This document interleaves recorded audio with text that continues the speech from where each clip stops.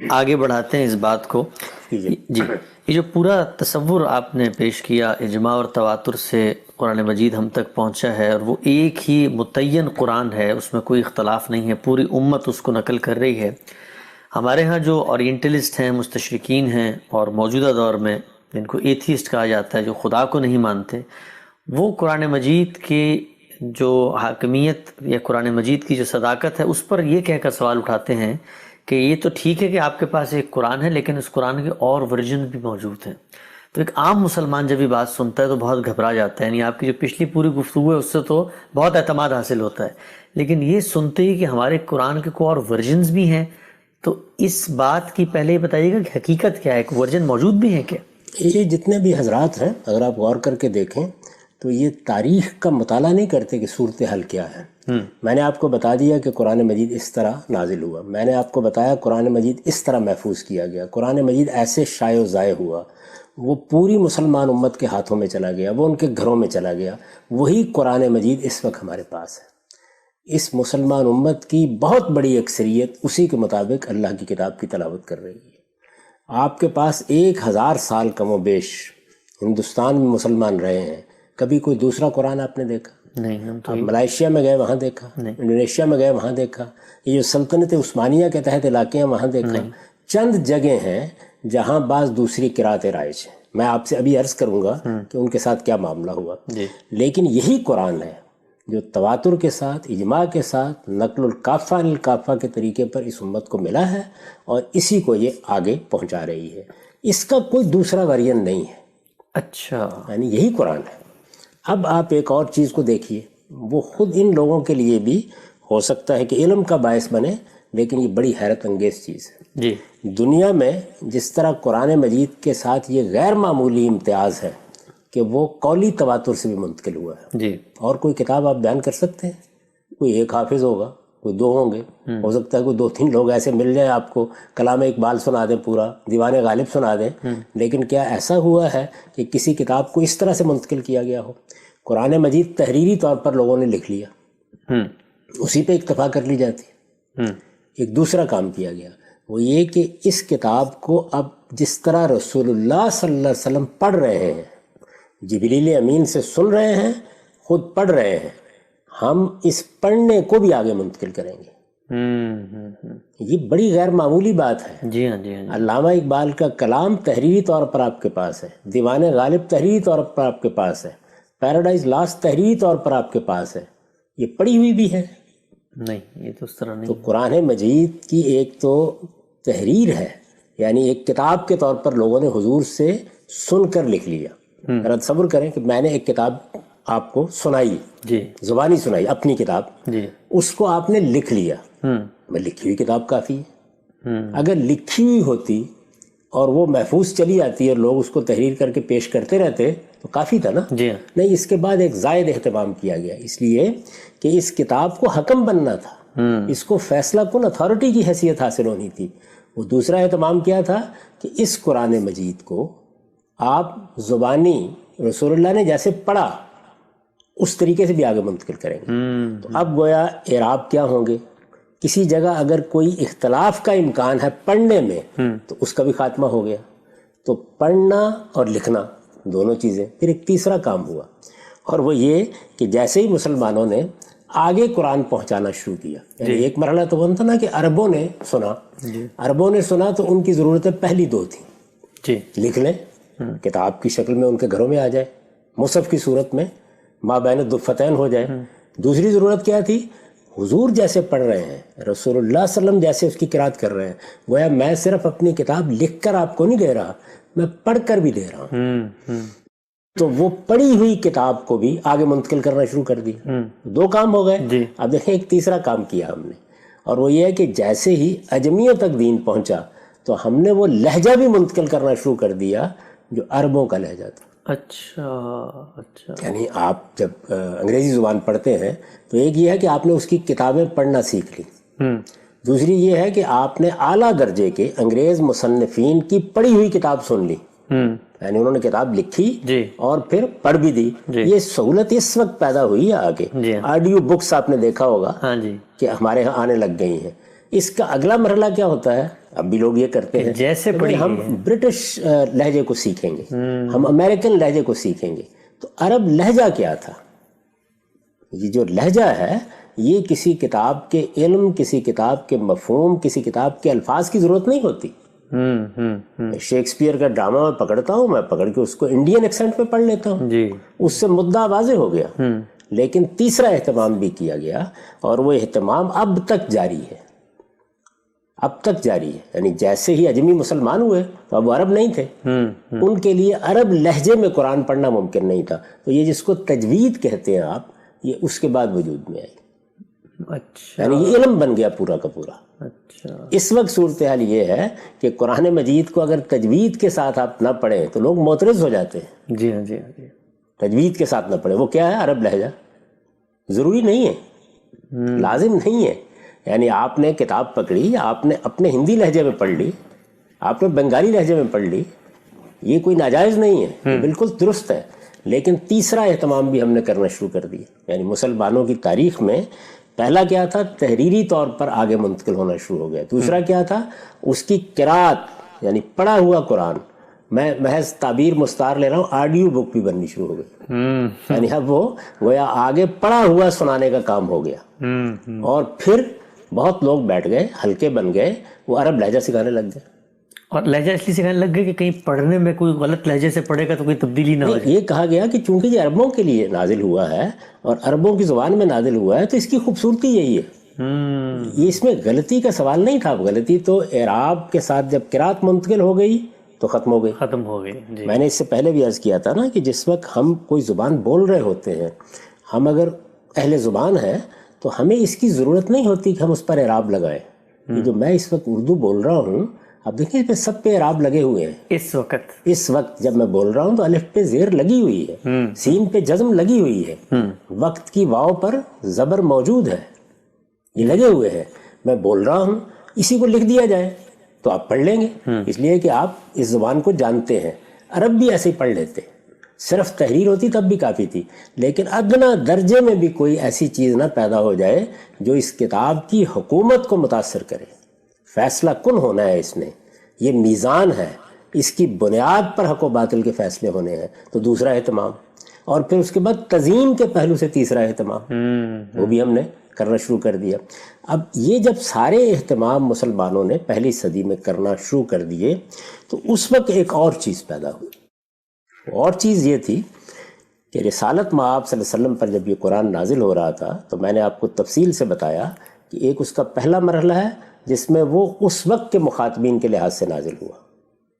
جی. یعنی قریش مکہ ہیں، ان کو مخاطب کیا گیا، اہل کتاب ہیں، ان کو مخاطب کیا گیا، صحابہ کرام ہیں جن کو یا ایھا الذین آمنوا کہہ کے مخاطب کیا جاتا ہے، اس وقت کے لوگوں کو مخاطب کیا گیا.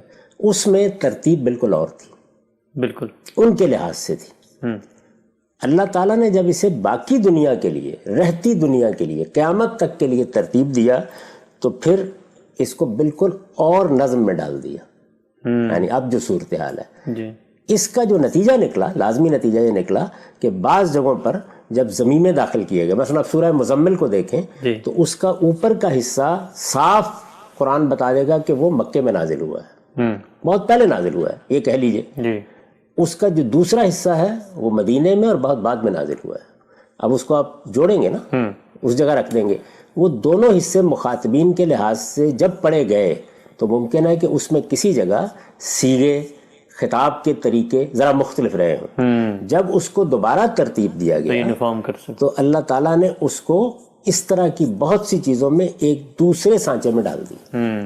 یہ معاملہ بھی بعض جگہوں کے اوپر ہوا. تو میں نے آپ کو یہ بتایا تھا کہ وہ جو آخری زمانہ ہے جس میں رسالت مآب صلی اللہ علیہ وسلم نے اس کو ترتیب دیا، اب وہ کتاب گویا عالمی سطح پر پوری دنیا کے لیے حجت بنی اس طرح. چنانچہ نہ اس کو کسی شان نزول کی ضرورت ہے، نہ یہ جاننے کی ضرورت ہے کہ اس کی وہ ترتیب کیا تھی. یہ محض تاریخی علم ہوگا، اس سے زیادہ کچھ نہیں. اللہ تعالیٰ نے ان کے لیے وہ ترتیب رکھی، ہمارے لیے ایک دوسری ترتیب دی. ٹھیک، یہ بات آپ کریں گے تو میں بتاؤں گا کہ یہ ترتیب جو اب دی گئی ہے ہمارے لیے وہی ہونی چاہیے.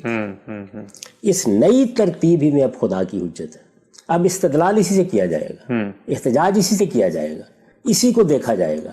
اسی کی بنیاد پر آپ بتائیں گے کہ یہ قرآن کا نظم ہے، یہ سورہ پہلے ہے، یہ سورہ بعد میں ہے، اس لیے کہ یہ کام خود مصنف نے کیا ہے، یہ اللہ تعالیٰ کا کیا ہوا کام ہے، اس کو قرآن نے خود بیان کیا ہے کہ انا علینا جمع ہو، یہ ہماری ذمہ داری ہے کہ ہم یہ کام کریں گے۔ تو یہ آخری زمانے میں ہو گیا۔ جب یہ آخری زمانے میں ہو گیا تو اس کے بعد اسی آیت کو دیکھیے جو قرآن مجید کی سورہ قیامہ میں ہے، کیا کہا؟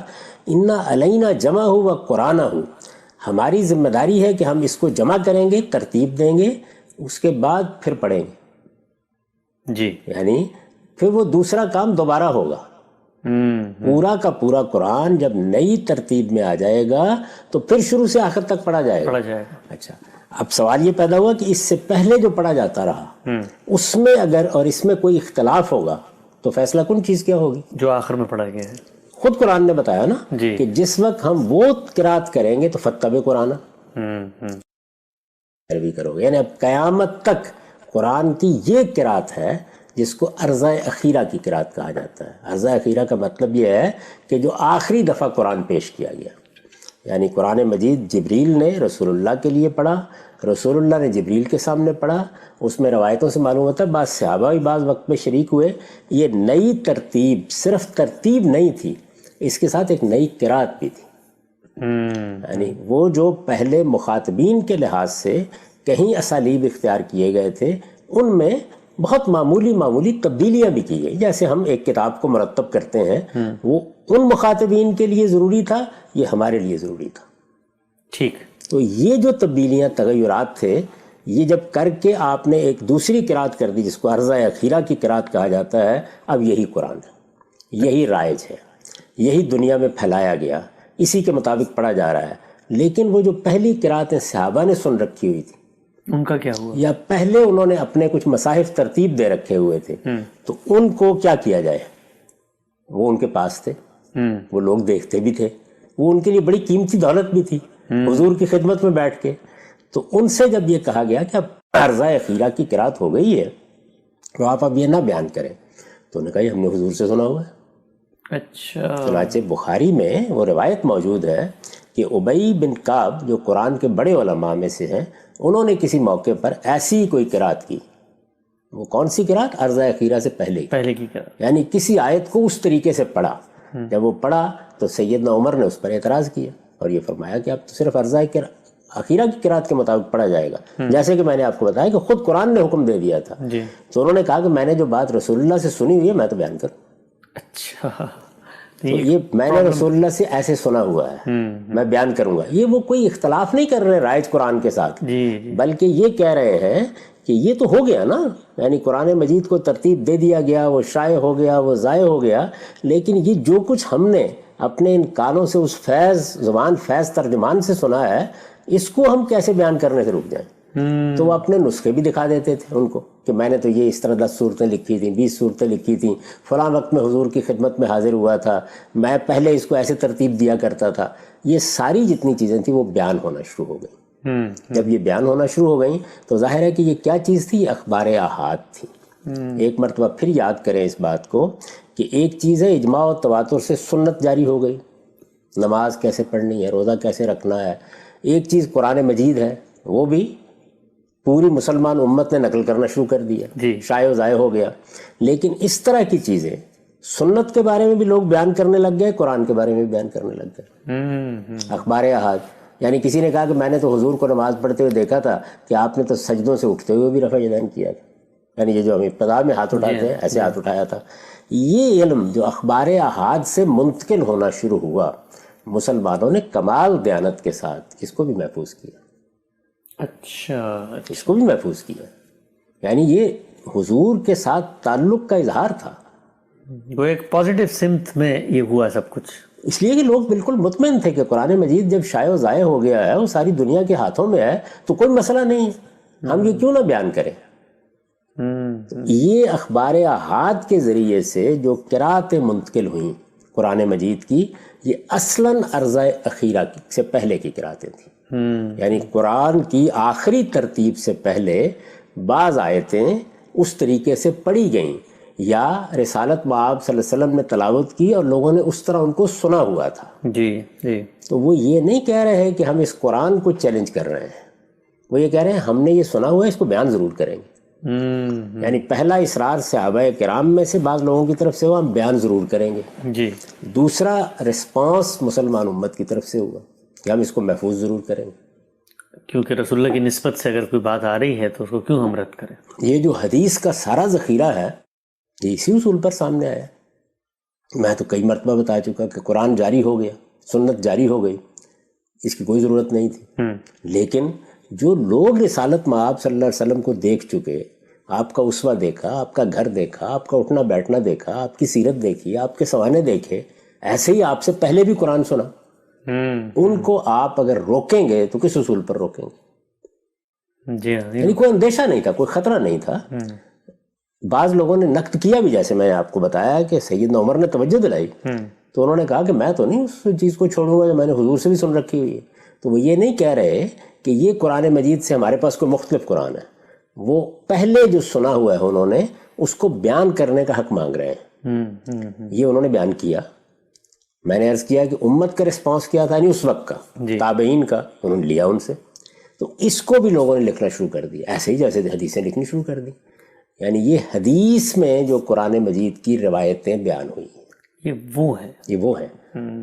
آپ جب بخاری اٹھائیں گے یا مسلم اٹھائیں گے یا بڑی کوئی حدیث کی کتاب اٹھائیں گے تو وہاں پر پورے باب ہیں جن میں اس طرح کی روایتیں بیان ہوئی ہیں۔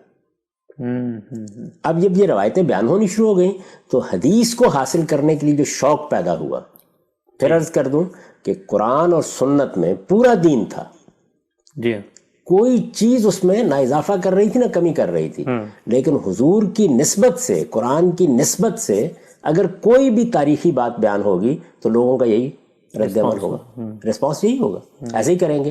بیان کرنے والے اس کے لیے تیار نہیں ہوئے کہ وہ بیان نہ کریں، اور سننے والے اس کے لیے تیار نہیں ہوئے کہ ہم اس کو نہ سنیں۔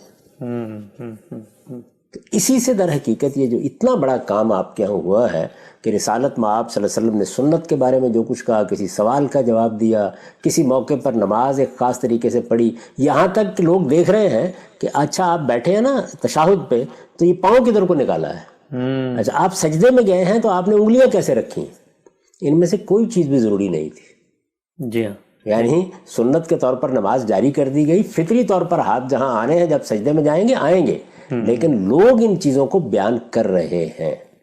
یہ بہت بڑی دولت بھی تھی، اس میں کوئی شک نہیں ہے، اس لیے کہ جس ہستی پر آپ ایمان لا رہے ہیں کہ وہ خدا کا آخری پیغمبر ہے، اس کے بارے میں ایک ایک چیز ایک دولت ہی بنے گی، اور اس میں جواہر ریزے بھی تھے، لیکن اس سے مسائل بھی بہت پیدا ہوئے۔ وہ مسائل اگر آپ غور کریں تو ہمارے یہاں سنت کی تعین میں بھی ہوئے، جی، اسی لیے مجھ کو اس پہ کام کر کے اس کو الگ کرنا پڑا۔ اس وقت بھی صورتحال یہ ہے کہ لوگوں کو یہ باور کرانا بہت مشکل ہو جاتا ہے کہ تہمت باندھنا کوئی سنت نہیں ہے، کھجور کھانا کوئی سنت نہیں ہے، جی، کدو پکانا کوئی سنت نہیں ہے، بتانا پڑ جاتا ہے نا۔ بالکل اسی طریقے سے یہ بھی بتانا پڑ جاتا ہے کہ یہ اخبار احاد کی بنیاد پر جو قرآن مجید کی بعض قراتیں نقل ہو رہی ہیں، یہ عرضہ اخیرہ سے پہلے سے کی قراتیں تھیں، ان کو نقل ضرور کریں، محفوظ بھی رکھیں، لیکن نہ ان سے استدلال کیا جا سکتا ہے، نہ یہ قرآن میں داخل کی جا سکتی ہیں، نہ یہ قابل احتجاج ہیں، بس یہ ایک تاریخی ریکارڈ ہے، رکھیں اس کو آپ۔ چونکہ اللہ تعالیٰ نے قرآن مجید میں حکم دے دیا ہے کہ اب قیامت تک کے لیے قرآن کی کون سی قرات ہوگی؟ عرضہ اخیرہ کے بعد کی، جو آخر میں کی گئی ہے۔ میں نے آپ کو قرآن کی آیت سنا دی، اِنَّا عَلَيْنَا جَمْعَهُ، یہ ہماری ذمہ داری ہے کہ ہم اس قرآن کو جمع کریں گے، اِنَّا عَلَيْنَا جَمْعَهُ وَقُرْآنَهُ، یعنی جمع کرنا بھی ہماری ذمہ داری ہے، دوبارہ اس پورے کو پڑھنا بھی ہماری ذمہ داری۔ فَإِذَا قَرَأْنَاهُ، وہ جب ہم دوبارہ پڑھیں گے اس کو تو کیا کرو گے؟ فَاتَّبِعْ قُرْآنَهُ، اس کی پیروی کرو گے۔ تو پیروی تو اسی کی ہوگی، اسی کی امت کر رہی ہے، وہی قرآن شائع و ضائع ہے۔ اب وہ جو ریکارڈ میں سب کچھ موجود ہے وہ حدیث کی کتابوں میں بھی ہے، وہ بعض نسخوں کے بعد حاشیے میں بھی چھاپ دیا جاتا ہے، بعض لوگ جو ہے اس کو باقاعدہ طریقے سے آگے شائع و ضائع بھی کرتے ہیں۔ ایسا بھی ہوتا ہے کہ مدرسوں میں وہ قراتیں پڑھی جاتی ہیں، علم ہے جس کی روایت ہو رہی ہے، پڑھی جاتی ہیں بعض موقعوں کے اوپر، ہمارے مفسرین اس کی بنیاد پر تفسیر کرتے ہیں، کئی سے بعد مشکلات حل ہو جاتی ہیں، معلوم ہو جاتا ہے کیا مدعا ہے کیا نہیں۔ میں بہت سی مثالیں دے سکتا ہوں کہ انہوں نے اسی طریقے سے حل کرنے کی کوشش کی ہے۔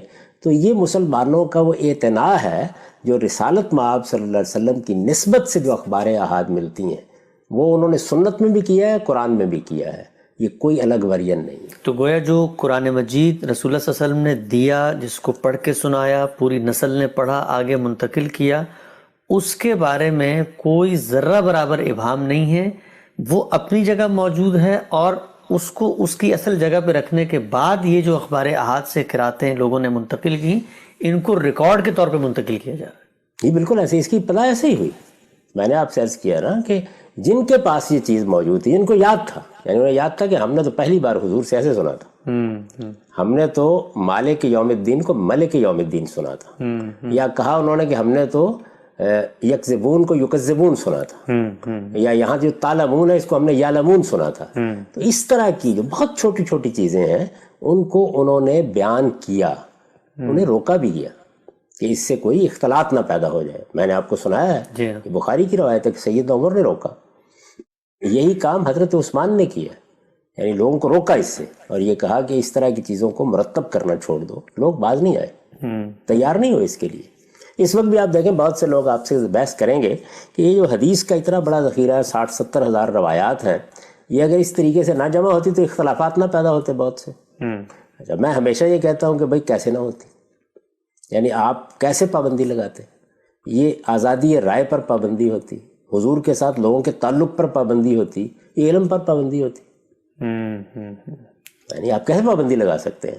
سیدنا عمر جیسا شخص بھی نہیں روک سکا۔ جی جی، تو لوگوں نے یہ جس طرح سنت کے معاملے میں چیزیں بیان کی، اور اس وقت یہ جتنی بحثیں مناظرے ہوتے ہیں سب انہی چیزوں پر ہوتے ہیں، جی جی، بالکل اسی طرح سے لوگوں نے وہ چیزیں منتقل کی۔ جب وہ منتقل ہونا شروع ہو گئیں تو اب اگلے زمانے میں جس طرح حدیثوں میں بہت سی وضع کر کے حدیثیں شامل کر دی گئیں، اور لوگوں نے اس کی بنیاد کے اوپر کچھ مسائل بیان کرنا شروع کر دیے، وہ بھی ایک پوری تاریخ ہے، آپ چاہیں گے تو میں بتا دوں گا کہ وہ کیسے آگے بڑھی۔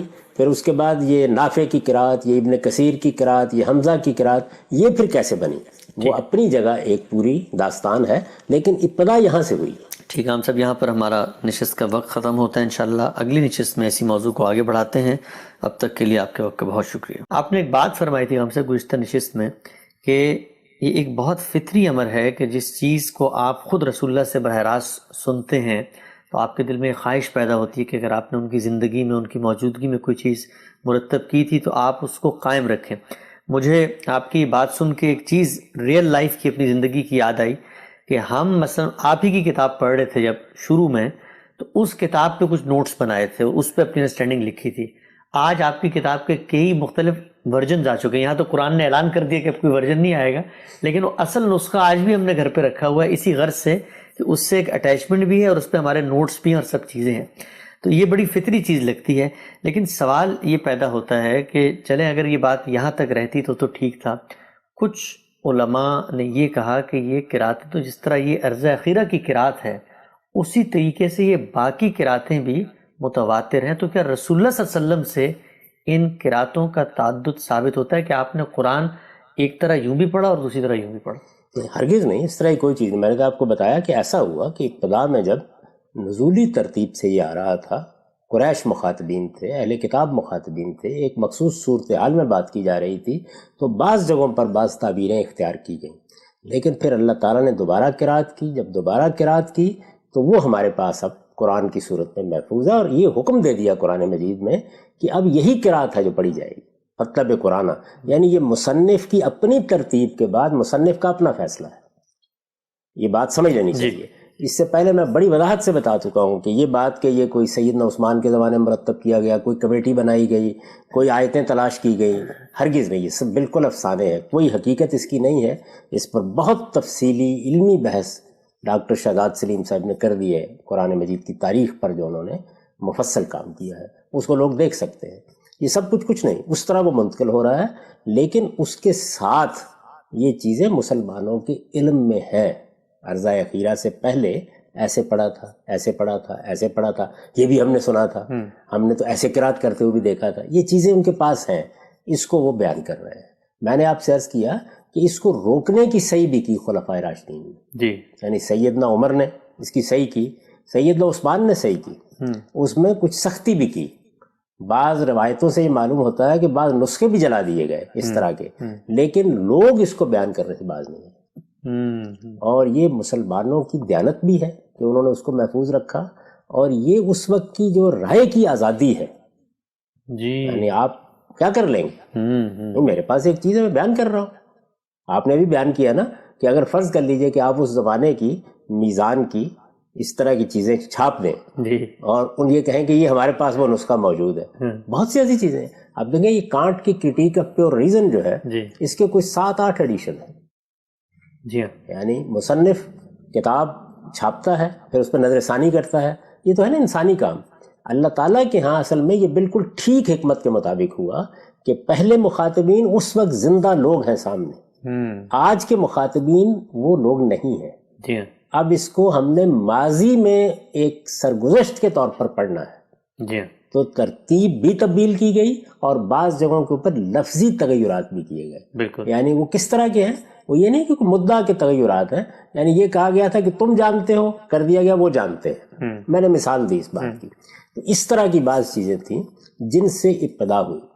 جب ان سے ایک بار ابتدا ہو گئی اور لوگوں نے ان کو مرتب کرنا شروع کر دیا، تو جو کچھ حدیث میں ہوا ہے وہ یہاں بھی ہوا.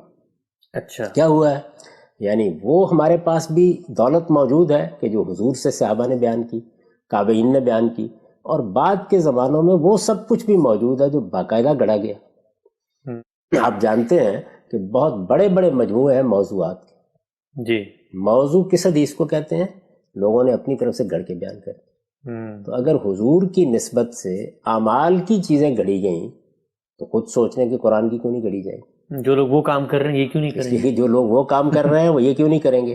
تو اس سے بہت بڑے پیمانے پر شیوع بھی ہونا شروع ہو گیا. یعنی بہت تھوڑی سی چیزیں تھیں جو صحابہ نے بیان کی، اب وہ زیادہ ہونا شروع ہو یہ گیا. زیادہ کہاں، مسلمانوں میں یا علمی حلقوں میں زیادہ؟ ظاہر ہے کہ یہ علمی حلقوں کی چیز ہے نا، علمی حلقوں ہی کی چیز ہے. مسلمانوں کے پاس تو قرآن ہے، جی، عام آدمی اس کو پڑھ رہا ہے، نقل کر رہا ہے، آگے منتقل کر رہا ہے، اس کے حفظ کر رہا ہے.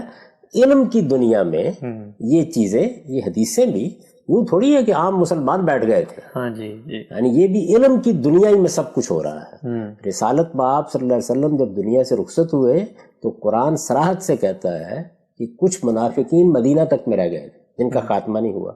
اس کے بعد بھی ظاہر ہے کہ بڑے فتنے کے دور پیدا ہوئے، تو ان میں جو لوگ قریب آئے یا وہ اندر سے اسلام کے دشمن تھے، انہوں نے جس طریقے سے سنت کے بیان میں، حضور کی سیرت کے بیان میں، آپ کے اسوہ حسنہ کے بیان میں حدیثیں گڑھی ہیں، بالکل اسی طریقے سے قراتیں بھی گڑھی اس نوعیت کی. تو ایک بہت چھوٹی سی چیز تھی جو حضور سے صحابہ نے روایت کی، وہ عرضہ اخیرہ سے پہلے کی چیزیں تھیں. یہ اب اس میں اضافہ ہونا شروع ہو گیا. اچھا، جب یہ اضافہ ہونا شروع ہو گیا تو آپ یہ دیکھیے نا کہ وہاں بھی ذخیرہ بہت بڑھ گیا، یہاں بھی بہت بڑھ گیا. وہاں بھی لاکھوں روایتیں ہو گئیں جن میں سے پھر محدثین نے انتخاب کیا. یہاں پر بھی یہ سلسلہ شروع ہو گیا. بلکہ بعد کے زمانوں میں تو یہاں تک بھی ہوا کہ بعض لوگ چونکہ اس سے تفسیر کرنے لگ گئے. ہماری تفسیروں میں یہ بہت مل جاتی ہیں آپ کو. کوئی تفسیر کی کتاب اٹھا لیں، زمخشری کی کتاب اٹھا لیں، آلوسی کی اٹھا لیں، ابن کثیر اٹھا لیں، مل جائیں گی بہت سی. تو بہت زیادہ بڑی تعداد میں یہ وہاں پر تفسیر میں مدد دینے لگ گئی. لوگوں نے یہ خیال کیا کہ اس سے قرآن مجید کے کچھ دوسرے پہلو نمایاں ہوتے ہیں.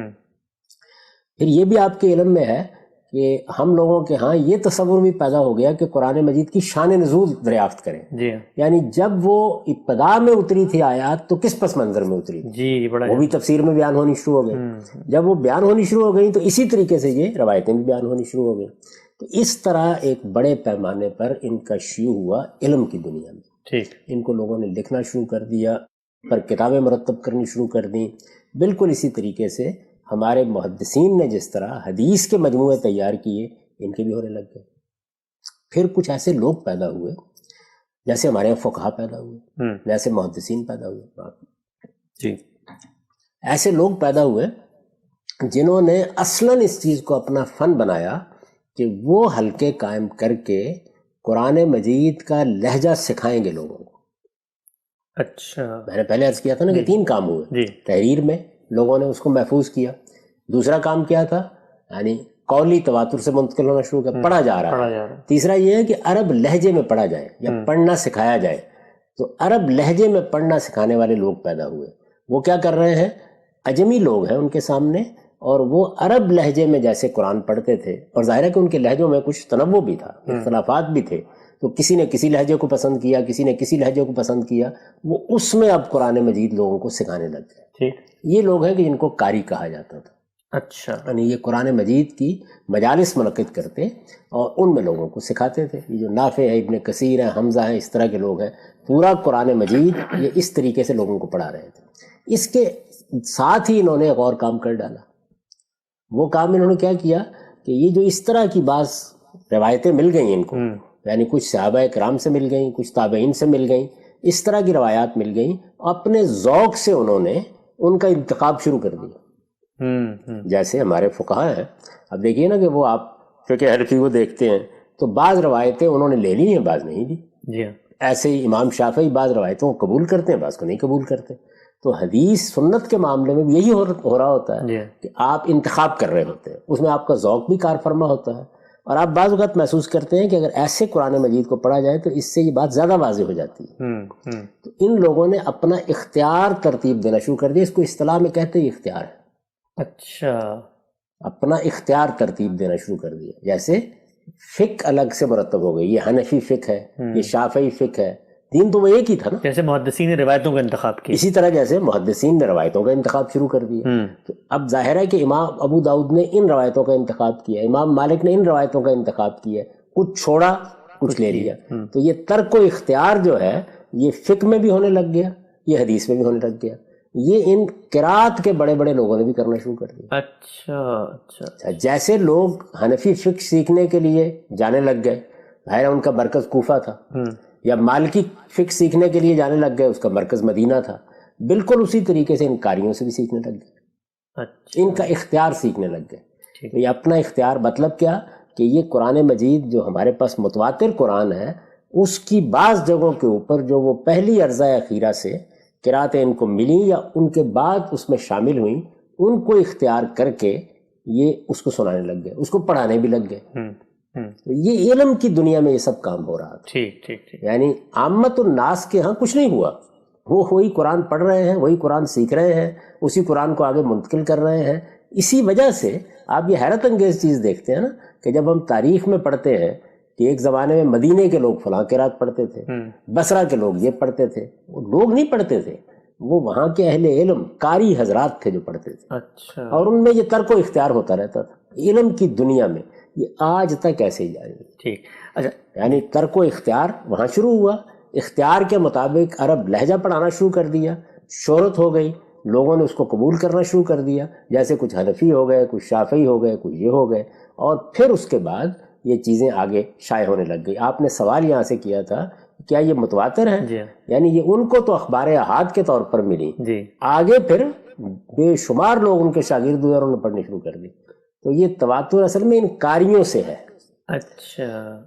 معاف کیے، یعنی جب یہ کہا جاتا ہے کہ یہ متواتر ہیں تو اس کا مطلب وہ قرآن نہیں ہے جو رسالت میں آپ صلی اللہ علیہ وسلم سے متواتر ملا ہے. یہ قراتیں ان قاریوں سے متواتر ہوئی.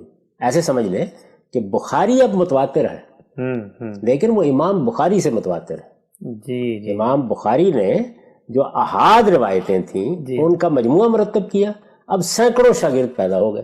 تو بالکل اسی طرح سے ان قاریوں کے ساتھ ہوئے.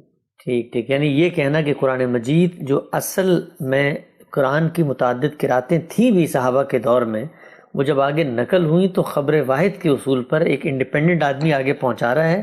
قاریوں نے جب اختیار کیا تو پھر سینکڑوں طالب علموں کو سکھایا، تو اس کے بعد ان کا پوری تاریخ بتا دی ہے کہ ارضہ اخیرہ سے پہلے کی قراتیں جو صحابہ کرام کو یاد تھیں یا انہوں نے نوٹ کی ہوئی تھیں یا انہوں نے اس سے پہلے قرآن کا کوئی نسخہ بیان کیا ہوا تھا، وہ علمی طریقے سے آگے منتقل ہوا. بات یہاں سے شروع ہوئی، بڑھتے بڑھتے وہاں تک پہنچی، یہاں تک کہ پھر قاریوں کا اختیار رائج ہو گیا.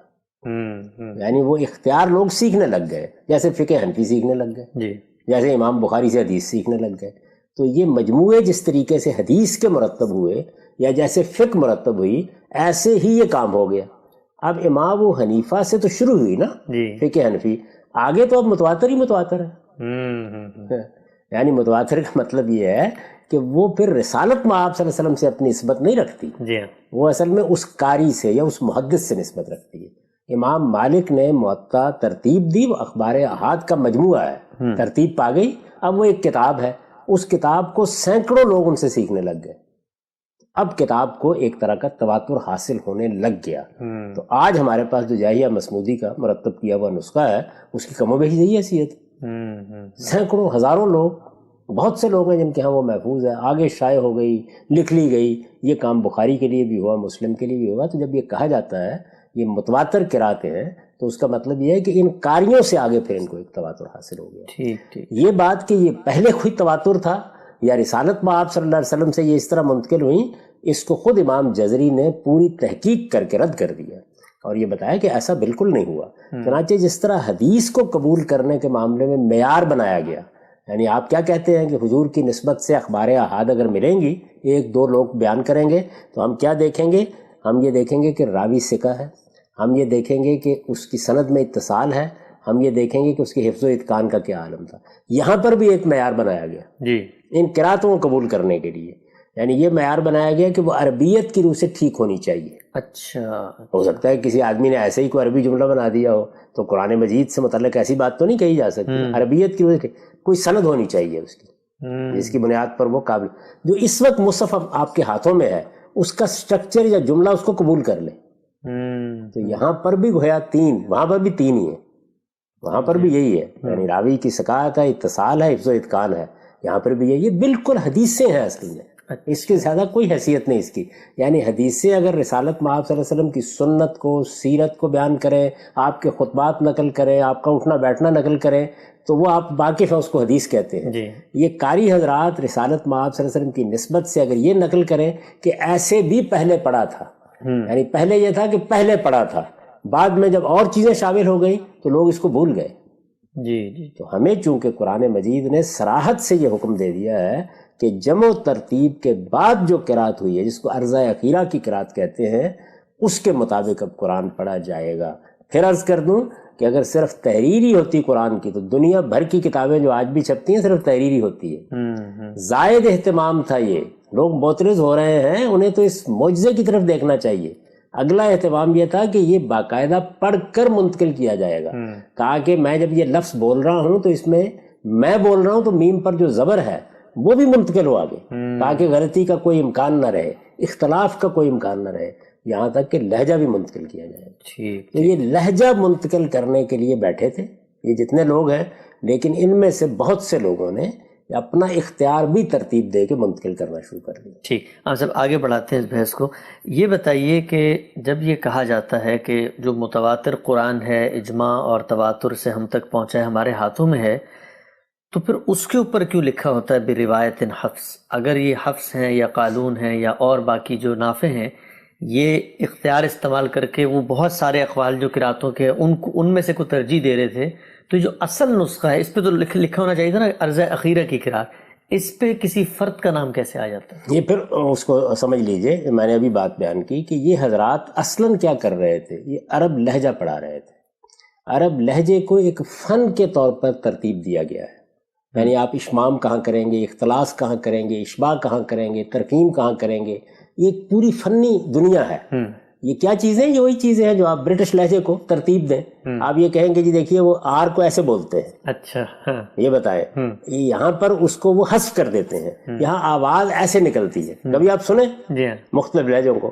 تو یہ جو لہجوں کو پڑھانے والے لوگ تھے جن کو آپ یہ کہتے ہیں حفص ہے، یہ ابن کثیر ہے، یہ حمزہ ہے، یہ ورش ہے، یہ قالون ہے، یہ نافع ہے، یہ جتنے کون لوگ ہیں یہ وہ لہجہ پڑھانے والے لوگ. تو لہجے کو منتقل کرنے کا کام کرنے کے لیے لوگ بیٹھے ہیں. میں نے آپ سے عرض کیا کہ ان میں سے جب اختیار بھی لوگ پڑھانے لگ گئے تو یہ جو چین ہے، یعنی حفص یہ عاصم کے شاگرد ہیں. عاصم کس کے شاگرد ہیں؟ ابو عبد الرحمن السلمی کے شاگرد ہیں، یہ تابعی ہیں. تو یہ جو چین ہے اس نے فیصلہ کیا کہ لہجہ تو پڑھائیں گے ہم، لیکن قرات قرآن کی وہی ہوگی جو مصحف کی ہے. تو جیسے ان لوگوں کے اختیار کے لیے وہ لہجہ پڑھایا جا رہا تھا، تو یہ ضرورت اس مصحف کی بھی تو تھی نا کہ اس کا بھی لہجہ پڑھایا جائے، عرضہ اخیرہ والی قرات، عرضہ اخیرہ والی قرات کی. تو اس کو جب کہا جاتا ہے حفظ کی قرات تو اس کا مطلب ہے حفظ نے جیسے اس کو پڑھا اچھا، اس میں متن میں کوئی تغیر نہیں کیا گیا، متن میں کوئی تبدیلی نہیں حفظ نے اختیار استعمال نہیں کیا، کوئی اختیار استعمال نہیں کیا، یہ بالکل ریکارڈ پر موجود ہے۔ ابو عبد الرحمن السلمی نے یہ مدرسہ قائم کیا۔ ابو عبد الرحمن السلمی کے بارے میں صراحت سے یہ تاریخ میں نقل ہو گیا ہے کہ وہ بالکل وہی قرات پڑھاتے تھے جو عرضہ اخیرہ کی قرات ہے، انہی الفاظ میں یہ ساری بات لکھی ہوئی ہے، اور خاص طور پر تنبیہ بھی کرتے تھے لوگوں کو، اور یہ کہتے تھے کہ یہ تم لوگوں نے جو اس طرح کی قراتیں پڑھنی شروع کر دی ہیں، نہ یہ ابو بکر نے پڑھی تھی، نہ عمر نے پڑھی تھی، نہ عثمان نے پڑھی تھی، نہ علی نے پڑھی تھی، نہ زید بن ثابت نے پڑھی تھی، یہ سب وہ کہتے تھے۔ وہ تو ایک ہی قرات قرآن مجید کی جو عرضہ اخیرہ کی قرات ہے وہی پڑھتے تھے، اسی پر حضور دنیا سے رخصت ہوئے۔ یہ ساری باتیں میں نے اپنے اس مضمون میں لکھ دی ہیں، اس کے حوالے بھی لوگ دیکھ سکتے ہیں، جو میری کتاب مقامات میں قرات کا اختلاف کے زیر عنوان موجود ہے۔ ٹھیک، تو یہ اس طریقے سے گویا ایک مدرسہ وہ تھا کہ جس نے جو قرآن مجید ہمارے پاس شائع و ضائع ہے، اس کی بھی تو ضرورت تھی نا۔ جی ہاں، یعنی سب سے زیادہ تو اسی کی ضرورت سب سے زیادہ اس کی ضرورت تھی، جی۔ یعنی پہلی ضرورت کہ لکھا گیا تو لکھا تو جا رہا تھا، ہزاروں لوگ رہ رہے تھے، اس میں کسی اختیار کا استعمال کیا کرنا، یہ تو عرضہ اخیرہ کی قرات تھی، تو سوال ہی نہیں پیدا ہوتا تھا۔ تو دو چیزیں تو وہی تھیں، لیکن ایک تیسری چیز کے لیے پھر قاری حضرات آئے تو انہوں نے پڑھانا شروع کر دیا۔ تو اب ابو عبد الرحمن السلمی نے وہی عرضہ اخیرہ کی قرات کو بھی عرب لہجے میں تعلیم دینا شروع کیا۔ عاصم ان کے شاگرد تھے، انہوں نے بھی یہی کیا، اس کے بعد حفص نے آگے پڑھایا۔ تو اب ہمارے ہاں وہ چونکہ حفص کا لہجہ عرب لہجہ جو منتقل کی ہے، میں نے پھر وہی بتایا کہ وہ پورا فن بن گیا ہوا ہے۔ تو آپ تجوید سکھاتے ہیں جب، تو اصل میں وہی فن سکھاتے ہیں۔ اب ہے نا، را کو ایسے پر پڑھنا ہے، یہاں ترخیم کر دینی ہے، یہاں لفظ کے اندر پھیلاؤ ہے، یہ یہاں حرف یا اتنا اوپر اٹھانا ہے، یہ سب چیزیں جتنی ہیں ان کا کوئی تعلق مدعا سے مضمون سے نہیں ہوتا۔ یہ بالکل وہی ہے کہ وہی انگریزی ہے، وہ ایک امریکن بول رہا ہے تو ایکسنٹ اور ہوگا، لہجہ اور ہوگا، ایک انڈین بول رہا ہے تو اور ہوگا۔ تو یہ عرب لہجہ حفظ کے ذریعے سے اس متواتر قرات کا منتقل ہوا ہے، یا گویا یوں سمجھ لیجئے کہ عرضہ اخیرہ میں جو قرآن ہمیں دیا گیا ہے اس کی بھی یہ ضرورت تھی۔ تو یہ بات بیان کی جاتی ہے حفظ کا نام لے کے۔ یعنی حفظ اصل میں اس عرض اخیرہ کی جو پڑھنے کا لہجہ ہے اس کے بڑے امام تھے، اس لیے ان کے نام سے یہ مشہور ہو گیا۔ یعنی یہ سارے حضرات اصل میں اسی چیز کے امام تھے، بیٹھے یہی کرنے کے لیے تھے، لیکن چونکہ وہ اخبار احاد کی بنیاد پر دوسری قراتیں بھی شائع آئے۔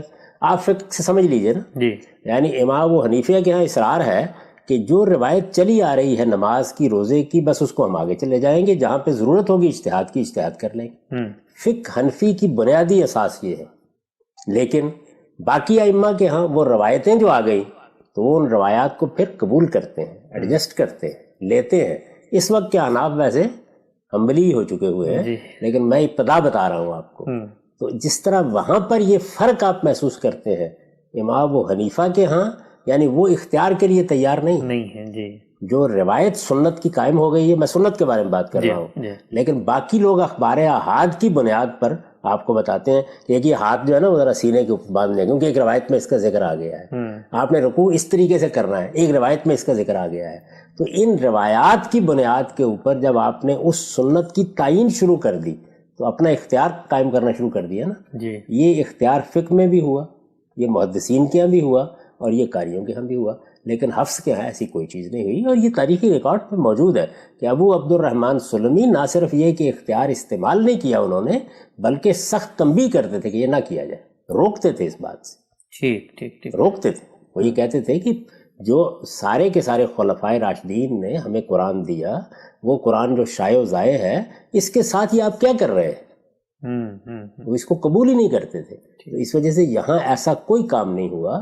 یہ اصل میں عرضہ اخیرہ کی قرات، اللہ کی ترتیب دیا ہوا قرآن، اس کو بھی عرب لہجے میں پڑھنا سکھایا گیا ہے، اور یہ حفظ کے ذریعے سے منتقل ہوا۔ ٹھیک۔ اچھا صاحب نے فرمایا کہ جو عرضہ اخیرہ کی قرات ہے وہ اجماع و تواتر سے جاری ہے، پوری دنیا میں مسلمان اسی کو پڑھ رہے ہیں، آگے بڑھا رہے ہیں۔ یہ کیا وجہ ہے کہ جب ہم دیکھتے ہیں علمی حلقوں میں تو چلے سمجھ میں آتا ہے کہ وہ خبر واحد آ گئی ہے، اس کو ہسٹری کے طور پہ وہ رکھ بھی رہے ہیں، پریزرو بھی کر رہے ہیں، بڑی اچھی بات ہے، لیکن ہم دیکھتے ہیں کہ جو بعض مغرب کے علاقے ہیں، مراکش ہے، تیونس ہے، وہاں پر تو یہ حفظ سے بالکل ایک مختلف دوسری قرات ہے، وہاں کی مسجدوں میں پڑھائی جاتی ہے۔ تو اگر خبر واحد تھی، اجماع تواتر سے عرضہ اخیرہ جاری تھی، تو وہاں یہ کیسے آ گئی پھر؟ یہ بھی دیکھیے ایک تاریخی حادثہ ہے، اس کو بھی سمجھ لیجئے۔ یعنی یہ جو میں نے قاری حضرات بتایا آپ کو، تو چونکہ جس طرح فقہ میں اختیار استعمال ہو رہا تھا تو بعض ان کے اختیارات ائمہ نے بھی پسند کرنے شروع کر دیے. اچھا امام مالک نافع کے اختیار کو پسند کرتے تھے. اچھا مراکش وغیرہ میں مالکی تھے. ٹھیک. تو اب ظاہر ہے کہ جو فقہ کا ایک خاص تعلق تھا امام مالک کے ساتھ وہ نافع کے انتخاب کا باعث بنا. تو یہ کچھ تیسری صدی کے خاتمے پہ آ کر ایک قاضی تھے وہاں کیروان میں, انہوں نے یہ حکم دیا, یہ سب کچھ ریکارڈ پہ موجود ہے, انہوں نے حکم دیا کہ ہمارے علاقے میں تو صرف نافع کی قرات پڑھی جائے گی, یہ نافع کا اختیار پڑھا جائے گا. یہ باقاعدہ نافذ کر دیا اور سختی سے روک دیا. اس کا نتیجہ ہے کہ وہاں ایک چھوٹے سے علاقے میں اس کا شیوع ہوا اور ظاہر ہے کہ پھر بعد کے زمانوں میں وہ پھیلتا چلا گیا. ایسے چھوٹے چھوٹے بعض علاقے آپ کو اور جگہوں میں مل جاتے ہیں. اچھا یہ ایسے ہوا, یعنی یہ تاریخ بھی محفوظ ہے. بالکل ایسے ہے کہ جس طرح سے ہم نے بحث کرتے ہوئے بتایا تھا کہ یہ ممکن ہی نہیں ہے کہ آپ کسی بدعت کو شروع کریں اور آپ کو اس کی تاریخ نہ مل جائے. جی ہاں جی ہاں جی. یعنی اجماع اور تواتر نیچے سے اوپر تک جاتا ہے. تو یہ بالکل باقاعدہ طریقے سے تاریخی ریکارڈ بتا دیتا ہے کہ ان لوگوں کے ہاں اس کا شیوع کیسے ہوا اور نافع کی قرات کو کیسے اختیار کیا گیا. میں نے آپ سے عرض کیا کہ چونکہ عمومی قبولیت ہو گئی تھی, یعنی لوگ یہ کہتے تھے کہ اچھی بات ہے, چلیں اس طرح بھی قرآن پڑھا گیا تھا, اسے کیا فرق پڑتا ہے. تو اول تو اختیار کو لوگوں نے قبولی کرنا شروع کر دیا اور مفسرین حضرات نے نقل کرنا شروع کر دیا. اچھا, اس سے احتجاج بھی شروع ہو گیا. احتجاج ایک علمی اصطلاح ہے, یعنی اس سے حجت پکڑنے لگ گئے لوگ, تشریح کرنے لگ گئے. آپ جانتے ہیں کہ میراث کا پورا قانون جو ہے وہ ہمارے یہاں قرات ہی پر مبنی ہے. تو اس لیے اس کو جب تفسیر میں بھی اختیار کر لیا گیا تو لوگوں کے اندر کوئی بہت زیادہ اس سے قرابت نہیں رہی. یعنی وہ قرآن جاری ہے, لوگوں کے ہاتھوں میں موجود ہے. تو بعض علاقوں میں جب اس میں سیاسی طاقت استعمال کی گئی تو یہ بھی ہوا. اب دیکھیں سیاسی طاقت کیا کرتی ہے. یہ جو جزیرہ نما عرب ہے آپ کا, جس وقت ترکوں کی حکومت وہاں ختم ہوئی ہے, تو حنفی تھے نا سب کے سب, آج ہے تو حنبلی مذہب جو کبھی بھی جاری نہیں ہوا تھا وہ ہو گیا, اس لیے کہ سیاسی طاقت حاصل ہو گئی. لیکن یہ جو ہو گیا تو کیا اس کے بعد کوئی آدمی وہاں کھڑا ہو کے یہ کہہ سکتا ہے کہ ہم تو حضور کے مدینے میں کھڑے ہیں اور حضور کے مکے میں کھڑے ہیں, جو مذہب یہاں ہے یہ حضور کا مذہب. ہم جانتے ہیں کہ 1924 میں خلافت ختم ہوئی ہے, ہم جانتے ہیں 1917 میں کے قریب یہ حکومت قائم ہوئی ہے, ہمیں معلوم ہے کہ یہ حنبلی نقطہ نظر کا شیوع ہوا کیسے ہے, امام ابن تیمیہ کے ساتھ کیا تعلق تھا, محمد بن عبد الوہاب کا, ساری بات سے ہم واقف ہیں. تو بالکل اسی طرح سے مراکش وغیرہ میں جو نافع کی قرات کا شیوع ہے اس کی تاریخ محفوظ ہے, ہم اس سے واقف ہیں پوری طرح. ٹھیک ٹھیک. اب جب خلاصہ کر لیتے ہیں, ہماری نشست کا وقت بھی ختم ہو رہا ہے, کہ جس وقت یہ کہا جائے ایک عام آدمی کے سامنے جو قرآن مجید کو اجماع اور تواتر سے اخذ کر رہا ہے, پر اعتماد طریقے سے کھڑا ہوا ہے, اس کو جب یہ بتایا جائے کہ تمہارے قرآن کے کچھ اور ورژنز ہیں جن میں مختلف انداز میں بات پڑھی گئی ہے, یا کچھ لفظ کا اضافہ یا کچھ صیغے کی تبدیلی ہے, تو وہ کیسے اس کو جواب دے گا اس بات کا؟ اس کو کوئی جواب دینے کی ضرورت ہی نہیں ہے, اس لیے کہ اس نے جو قرآن پڑھنا ہے, جس کا حکم اس کو خود قرآن میں دیا گیا ہے, فتب قرآن کہہ کر جس قرات کو اس پر لازم کیا گیا کہ اس کی اتباع کرے, وہ اس پر قرآن پڑھے اطمینان کے ساتھ. یہ علم کی دنیا کی باتیں ہیں, اس کو وہیں رہنے دیں, اس سے ہم نمٹتے رہیں گے. جی تو یہ جس طرح کے حدیثوں کا مطالعہ اہل علم کرتے ہیں, اس کو اس لیے امام شافعی نے بڑی خوبصورت اصطلاح استعمال کیا رسالہ میں کہ ہمارا پورا دین کس چیز پر مبنی ہے, علم العامہ پر مبنی ہے. یہی اس دین پر اللہ کا کرم ہے. یعنی عامت الناس کافہ عن الکافہ, وہ قرآن بھی منتقل کر رہے ہیں, سنت بھی منتقل کر رہے ہیں, لیکن ایک علم الخاصہ بھی ہے. یہ علم الخاصہ ہے, یہ حدیث میں بھی ہے, یہ اس میں بھی ہے. تو اس کے رموز کیا ہیں, اس کے اوقاف کیا ہیں, اہل علم اس سے اعتناب برتتے رہتے ہیں. اس سے پہلے ہمارے ہاں تفسیروں میں بھی یہ باتیں بیان ہوتی تھیں. ہندوستان میں علماء نے احتیاط برتنا شروع کی اور وہ اپنی تفسیروں میں اس کا ذکر بالعموم نہیں کرتے. چنانچہ آپ دیکھیں کہ اس زمانے میں جو تفسیریں لکھی گئی ہیں, مثلا مولانا مودودی کی تفسیر ہے تفہیم القرآن, معرف القرآن ہے مفتی شفیع صاحب کی تفسیر ہے, اسی طرح شبیر احمد عثمانی صاحب کی تفسیر ہے, مولانا محمود الحسن کا ترجمہ ہے, شاہ ولی اللہ نے قرآن مجید کا ترجمہ کیا, تو اس میں انہوں نے ان قراتوں بالکل نہیں داخل ہونے دیا. اچھا. تو یہ چیز خود پیدا ہونی شروع ہو گئی. مدرسہ فرائی میں ہم نے باقاعدہ طور پر اس کو متعین کر کے بتا دیا کہ نہیں, یہ بالکل قرآن مجید کے خلاف ہے. قرآن مجید کی اس آیت کی طرف بھی توجہ ہمارے علم کی نہیں ہوئی زیادہ.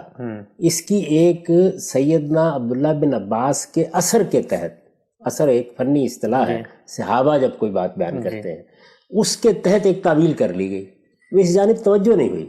تو امام فراہی نے پہلی مرتبہ سورہ قیامہ کی تفسیر جب شائع ہوئی ہے تو توجہ دلائی کہ اللہ تعالیٰ نے روک دیا ہے اس سے، یہ روک دیا ہے۔ جب قرآن مجید سے معلوم ہو گیا تو اب اس کے بعد ہم نے تو اپنی تفسیروں میں بالکل اس کو نکال دیا، یہاں تک کہ استاذ امام امین حسن اصلاحی کی تدبر قرآن میں ابتدا میں انہوں نے لکھ دیا کہ قرآن مجید نہ صرف یہ کہ ایک ہی قرات کے اوپر ہمارے پاس موجود ہے اور وہ مصحف کی قرات ہے، بلکہ کوئی دوسری قرات جو ہے وہ قرآن مجید کے اندر رکھیں گے آپ تو اس کا جملہ، اس کا نظم، اس کا سیاق و سباق اس کو اگل دیتا ہے، اس لیے کہ باطل اس میں داخل ہو نہیں سکتا۔